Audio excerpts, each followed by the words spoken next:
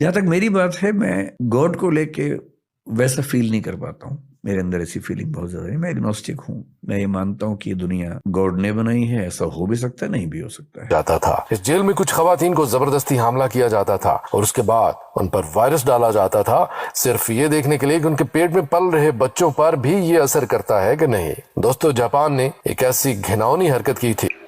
السلام علیکم دوستو، کیسے ہو آپ سب؟ امید ہے آپ سب خیریت و عافیت سے ہوں گے. دوستو ایک ایسا ویڈیو ہے جو جاپان میں کیسے ایکسپریمنٹ کیا جا رہا تھا. جاپان کے جنگلوں میں ایک گھنونا کھیل کھیلا گیا قیدیوں کے ساتھ.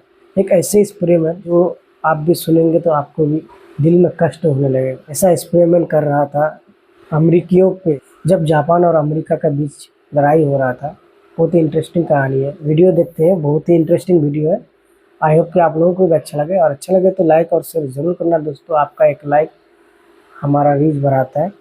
تو آئیے ویڈیو کو شروع کرتے ہیں. ایسی جیل جہاں کے قیدیوں کے ساتھ ایسے ایکسپیریمنٹ کیے جاتے تھے کہ وہ سامنے سے موت کی بھیک مانگنے پر مجبور ہو جاتے تھے. اس جیل میں قیدیوں کے اندر خطرناک وائرس ڈالنے کے بعد ان کا پیٹ بیچ سے چیر دیا جاتا تھا. اس جیل میں کچھ خواتین کو زبردستی حاملہ کیا جاتا تھا اور اس کے بعد ان پر وائرس ڈالا جاتا تھا صرف یہ دیکھنے کے لیے کہ ان کے پیٹ میں پل رہے بچوں پر بھی یہ اثر کرتا ہے کہ نہیں. دوستو جاپان نے ایک ایسی گھناؤنی حرکت کی تھی جس کے بارے میں سننے کے بعد آپ کو اس ملک پر ترس نہیں غصہ آئے گا, جسے دیکھ کر آپ کو لگے گا کہ امریکہ نے جو بھی کیا اپنی حفاظت کے لیے اچھا اور صحیح کیا. اور اسی کے ساتھ آپ کو بتاتے ہیں کہ جاپان کا آخر کون سا ایسا کالا راز ہے جس نے پوری انسانیت کو شرمسار کر دیا تھا. 1937 سے 1945 کے بیچ کا یہ وہ وقت تھا جب جاپان کے بے شمار دشمن بن چکے تھے. اس دوران جاپان ایک ایسی صورتحال میں پھنس گیا تھا جب اس کے سامنے پڑوسی ملک چین یا پھر اس کا پرانا دشمن امریکہ کب کوئی بڑی مصیبت کھڑی کر دے اور پورے جاپان کو تہس نہس کر دے, کچھ بھروسہ نہیں تھا. ایک طرف چین سے آئے دن جنگ ہونا اور دوسری طرف امریکہ سے چل رہی سرد جنگ. ان دونوں کے سامنے جاپان اس بات کو بخوبی جانتا تھا کہ ان کا گولہ بارود اور ان کی فوج زیادہ دنوں تک مقابلہ نہیں کر سکے گی, اور مجبوری میں انہیں بیچ کا ایسا خطرناک رستہ نکالنا پڑا جو انسانیت کو شرمسار کر دیتا ہے. مشکلوں سے لڑتے ہوئے جاپان کی رہی سہی طاقت بھی اب آہستہ آہستہ جواب دے رہی تھی کہ تبھی جاپان نے ایک ایسا قدم اٹھایا جو آپ سب کو سوچنے پر مجبور کر دے گا کہ کیا اس کے علاوہ اور کوئی رستہ نہیں تھا. اس خفیہ مشن کے لیے منصوریا کے پاس ایک جگہ کا انتخاب کیا گیا جس کو نام دیا گیا یونٹ 731. یہ 6 کلومیٹر پر پھیلا ہوا ایک ایسا علاقہ تھا جہاں پر 100 سے بھی زیادہ بلڈنگیں تھیں اور بلڈنگ کے بیچوں بیچ 2 جیلیں بنی ہوئی تھی. دستاویزات بتاتے ہیں کہ یہاں پر تقریباً 1 لاکھ سے بھی زیادہ قیدی جانوروں کی طرح رکھے جاتے تھے اور ان پر طرح طرح کے ایکسپیریمنٹ بھی کیے جاتے تھے صرف یہ جاننے کے لیے کہ ان کی موت کیسے ہوگی. یہاں پر الگ الگ طرح کی بیماریوں کی جانچ کی جاتی تھی اور ان کو آزما کر یہ دیکھا جاتا تھا کہ یہ بیماری کسی شخص کے اندر کتنی دیر میں اثر کرتی ہے اور اسے کس حد تک ٹارچر کرتی ہے. دوستو یقین مانیے ان کا یہ طریقہ اتنا دردناک تھا کہ کسی بھی شخص کی روح کانپ جائے. یہاں پر پلیگ پھیلانے سے لے کر بھیانک سے بھیانک کیمیکل اور بیکٹیریا کو رکھا جاتا تھا, اور وہ بھی انسانوں پر تجربات کے لیے. دستاویزوں کے مطابق یہاں پر انسانوں کے اندر کسی طرح کا وائرس ڈالا جاتا تھا اور پھر اسے اس کے حال پر چھوڑ دیا جاتا تھا یہ دیکھنے کے لیے کہ وہ وائرس اس کے جسم میں کس طرح سے کام کرتا ہے. کبھی کبھی تو اس وائرس کو اس قیدی کے جسم کے اندر انجیکٹ کر دیا جاتا تھا اور پھر اس کو بیڑیوں سے باندھ کر بیڈ پر لٹا دیا جاتا تھا یہ دیکھنے کے لیے کہ بھوکا قیدی اگر ہر وقت لیٹا رہے تو پھر اس کے جسم پر یہ وائرس کیسے اثر کرے گا. لیکن بربریت کی حد تو تب پار ہوگی جب یہ پتہ چلا کہ یونٹ 731 کے درندے کچھ بد نصیب قیدیوں کے اندر خطرناک وائرس ڈالنے کے بعد ان کا پیٹ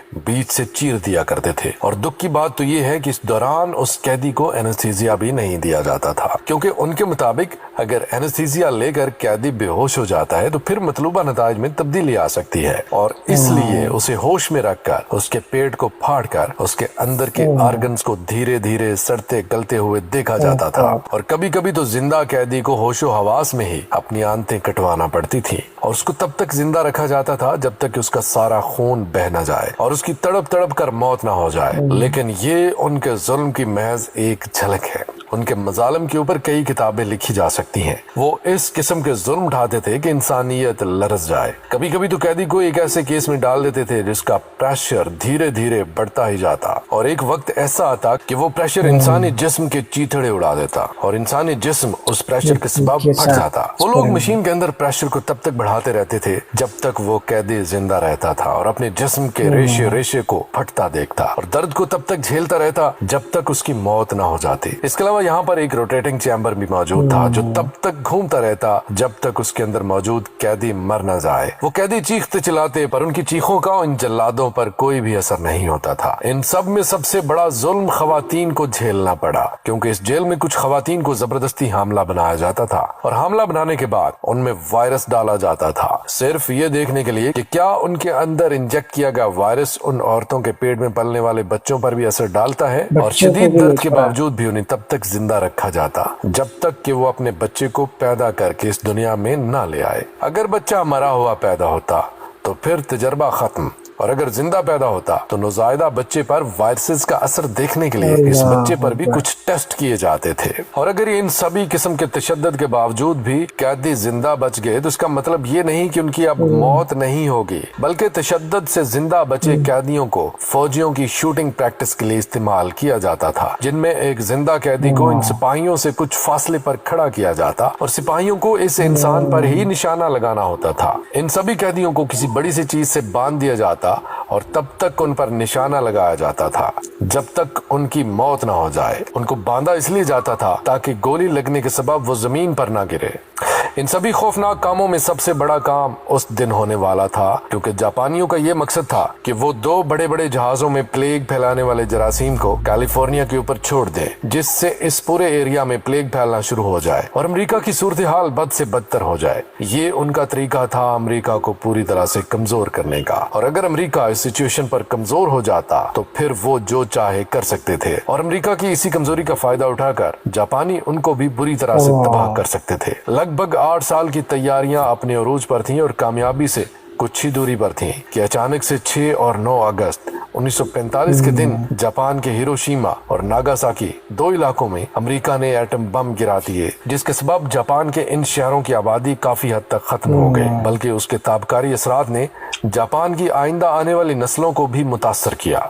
جاپان سمجھ گیا تھا کہ اب اس جنگ کا کوئی فائدہ نہیں ہے، اور اسی لیے 15 اگست 1945 کے دن جاپان نے امریکہ کے سامنے سرنڈر کر دیا، اور اس کے ساتھ ہی اس کی 8 سال کی محنت ناکام ہو گئی۔ شکست خوردہ فوجیوں نے پوری کوشش کی کہ وہ منصوریا میں موجود اس جگہ کو ہی تباہ کر دیں اور سبھی دستاویزوں کو جلا دیں، تاکہ ان کا کوئی بھی راز کبھی بھی کسی کے ہاتھ نہ لگے۔ لیکن سچائی آخر کب تک چھپائی جا سکتی تھی، اور اس برے ترین حادثے کے 60 سالوں کے بعد وہیں کے ایک فوجی نے اس پورے پلان کا بھانڈا پھوڑ دیا، اور تب جا کر یہ سچائی دنیا کے سامنے آئی کہ جاپان کے ارادے کس حد تک خطرناک ہیں۔ انہی دستاویزات کے مطابق جاپان نے الگ الگ علاقوں میں کافی بڑی مقدار میں پانی اور ہوا کے ذریعے بیماریوں کو پھیلایا بھی تھا، جس سے کئی ہزار سے لاکھوں عام لوگوں کی اموات بھی ہوئی، اور کیونکہ یہ سبھی اعداد و شمار خفیہ ہیں اس لیے کوئی بھی ان کے بارے میں کھل کر بات نہیں کرتا۔ لیکن شاید امریکہ کو جاپان کے اس پلان کے بارے میں پتا چل چکا تھا، اور اسی لیے انہوں نے سوچا ہوگا کہ اس سے پہلے کہ ہمارے لوگ تباہ ہو جائیں کیوں نہ ہم ان کے خطرناک منصوبوں کو ہی ناکام کر دیں، اور شاید انہوں نے اپنی حفاظت کے لیے 2 ایٹم بم جاپان پر گرائے۔ لیکن دوستو، ایک نظریہ یہ بھی پایا جاتا ہے کہ امریکہ نے یہ ساری باتیں خود سے گھڑی ہوں تاکہ جاپان پر ایٹم بم جیسے انسانیت سوز حملے کا جواز بنایا جائے۔ لیکن دوسری طرف اگر دیکھیں تو جاپان نے امریکہ پر حملے میں پہل کی تھی۔ تو دوستو، آپ کو آج کی ویڈیو کیسی لگی کمنٹ کر کے ضرور بتائیے گا، اور اس ویڈیو کو جتنا ہو سکے شیئر کر دیں، فیس بک پر، واٹس ایپ پر، یوٹیوب پر، اور ایسی ہی اور انٹرسٹنگ ویڈیوز کو فیس بک پر دیکھنے کے لیے ہمارے پیج کو آج ہی فالو کریں۔ لیکن ویڈیو بہت ہی اچھا تھا، آپ سب کو بھی اچھا لگے۔ پھر ملتے ہیں اگلا ویڈیو میں، اللہ حافظ۔